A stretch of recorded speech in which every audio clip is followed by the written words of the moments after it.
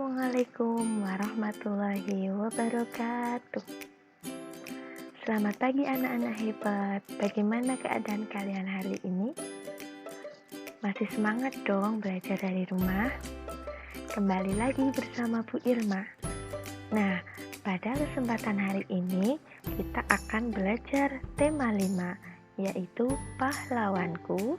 Subtema 1, perjuangan para pahlawan. Pembelajaran ke-1. Simak baik-baik ya anak-anak.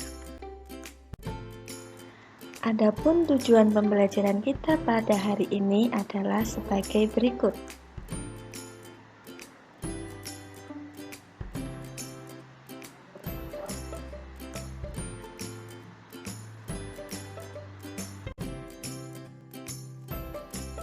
Nah, hari ini kamu akan belajar tentang pahlawan. Tahukah kamu apa yang dimaksud dengan pahlawan? Sebelumnya, marilah kita amati gambar berikut ini. Di slide ini terdapat 3 buah gambar. Perhatikan baik-baik ya.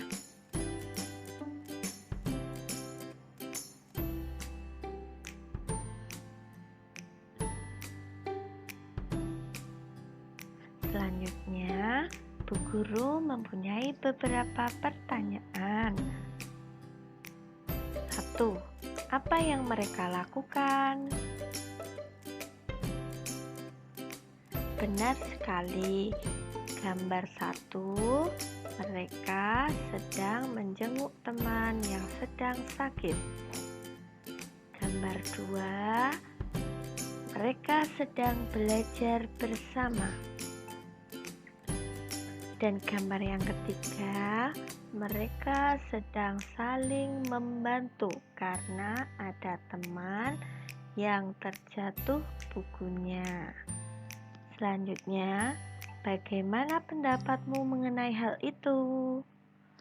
Hal baik apa yang bisa kamu contoh?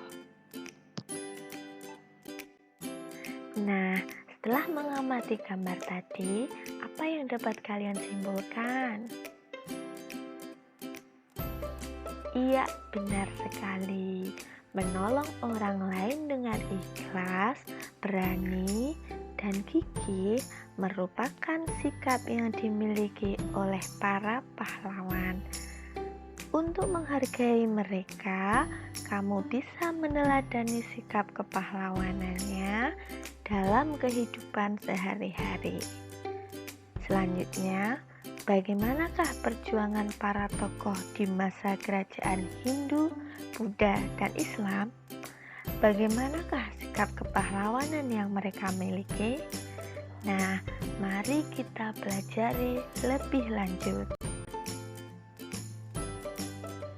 Sikap kepahlawanan juga tercermin dari perbuatan beberapa raja di masa kerajaan Hindu, Buddha, dan Islam.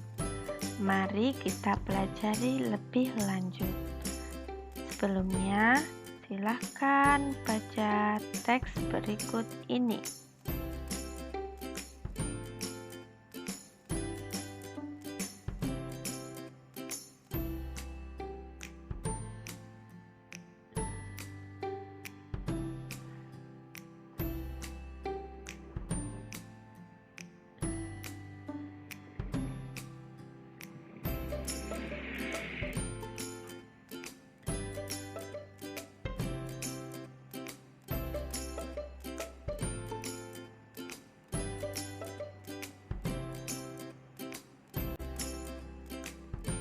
Nah, setelah membaca teks tersebut, kalian pasti mendapatkan atau menemukan berbagai informasi penting.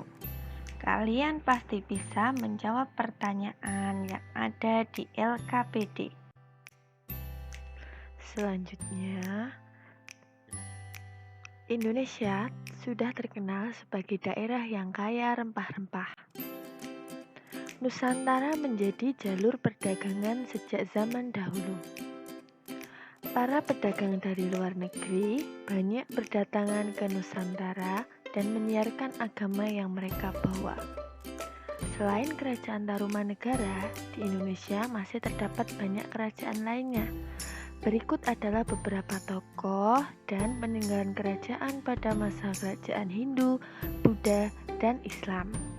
Peninggalan yang mereka wariskan bukan saja benda bersejarah, tetapi juga pemikiran dan nilai-nilai perjuangan yang telah menginspirasi bangsa Indonesia.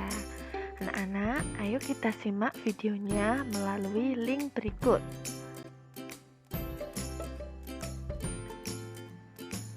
Setelah mengamati video, kamu juga bisa mengamati gambar berikut ini tentang beberapa tokoh dan peninggalan kerajaan pada masa kerajaan Hindu, Buddha, dan Islam.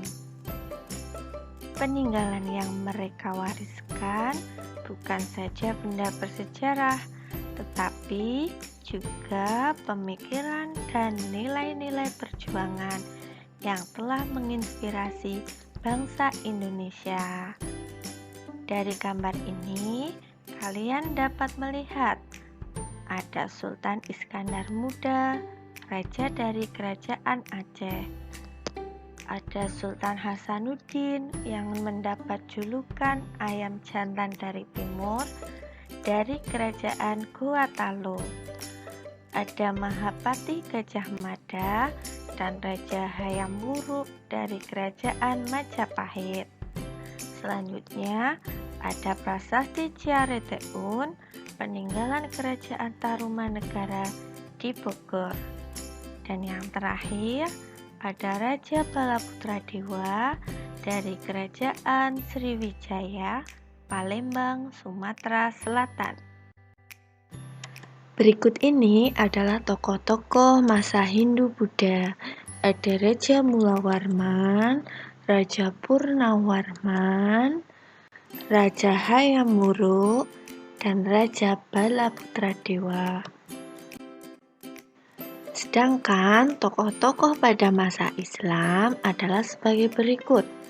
Ada Sultan Iskandar Muda, Sultan Agung Hanyokrokusumo, Sultan Ageng Tirtayasa, dan yang terakhir yaitu Sultan Hasanuddin. Selanjutnya, marilah kita membaca bersama teks berikut ini.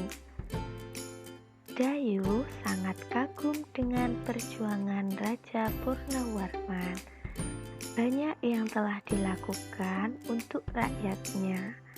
Sambil duduk di tepi kolam yang jernih airnya, Dayu masih memikirkan jasa-jasa Raja Purnawarman, terutama pembangunan saluran air.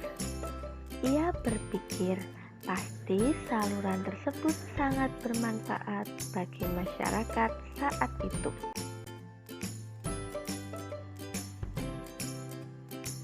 Dayu terus berpikir sambil memandangi wajahnya yang terpantul di kolam. Tahukah kamu mengapa Dayu bisa melihat dirinya di air kolam? Sekarang, coba kalian melihat kolam atau genangan air lainnya. Dapatkah kalian memandang wajah kalian sendiri di air tersebut? Nah, selanjutnya kita akan belajar cahaya dan sifatnya. Apa itu cahaya? Cahaya adalah energi berbentuk gelombang elektromagnetik yang tidak membutuhkan medium dalam perambatannya. Benda yang dapat memancarkan cahaya disebut sumber cahaya. Sumber cahaya yang paling besar di tata surya adalah matahari. Selanjutnya, kita akan mempelajari sifat-sifat cahaya. Yang pertama yaitu cahaya merambat lurus. Cahaya akan senantiasa merambat lurus. Untuk membuktikannya, kamu dapat melakukan percobaan seperti pada gambar. Yang kedua, cahaya menembus benda bening. Benda bening seperti kaca mampu ditembus oleh cahaya.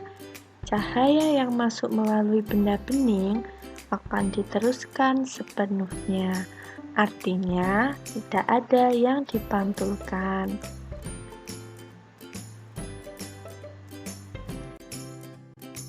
Sifat cahaya selanjutnya yaitu cahaya dapat dipantulkan. Saat melewati suatu penghalang seperti kayu, tembok, atau besi, cahaya tidak akan diteruskan, melainkan dipantulkan. Yang terakhir, yaitu cahaya dapat dibiaskan. Pernahkah kamu melihat pensil yang seolah-olah patah saat sebagian dicelupkan ke dalam air? Hal itu adalah salah satu contoh dari sifat cahaya dapat dibiaskan dalam kehidupan sehari-hari. Selanjutnya, kalian akan melakukan percobaan untuk mengetahui sifat-sifat cahaya tersebut. Alat, bahan, dan kegiatan yang harus kalian lakukan dalam percobaan sudah tercantum di dalam LKPD. Lakukan percobaan dengan sebaik-baiknya ya anak-anak.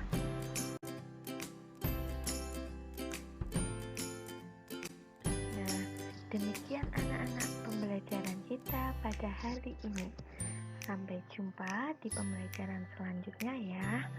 Terima kasih atas partisipasi anak-anak dalam kegiatan pembelajaran hari ini. Wassalamualaikum warahmatullahi wabarakatuh. Tetap semangat belajar dari rumah ya.